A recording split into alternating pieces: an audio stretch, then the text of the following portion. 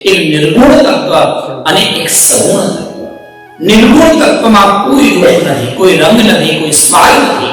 બસ નિષ્કલંક નિરૂપાધિક બ્રહ્મની ઉપાસના નિર્વિકલ્પક સમાધિ કહેવાય.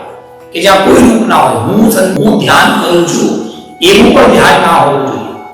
રાત્રે સુઈ જઈએ આપણે, ભૈયા હું સૂતો છું એવું આપણને ખબર પડે છે, એને કહેવાય સમાધિ.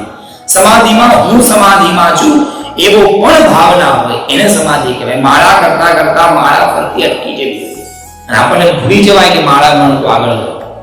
જ્યાં સુધી મણકો આગળ જાય અને મણકા પછી મણકા નામ બોલતા બોલતા મતલબ આપણું ધ્યાન માળામાં છે, માધવમાં. એટલે આપણા ત્યાં એવું લખવામાં આવે છે ઉત્તમ નામ જપ એને કહેવાય જ્યાં માળા પર શ્વાસોશ્વાસની ક્રિયામાં નામ બોલાવે તો એ ઉત્તમ નામ જપ કહેવાય.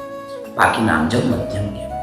એટલું બધું ઉત્તમ નામ જપ ત્યારે થાય જ્યારે માત્ર ને માત્ર પ્રભુની ઈશ્વર કૃપા વગર એવું નામ તમે અત્યારે આપણે બધા નામ કરીએ, માળાનું નામ જપ કરીએ, પણ કેટલા સંતો છે એને માળાની જરૂર જ નથી, નિરંતર નામ જપ કર્યા કરે. એટલે આ નામ જપ, આ સમાધિ, આ બધું જ ઈશ્વરની કૃપાથી જ સંભવ છે.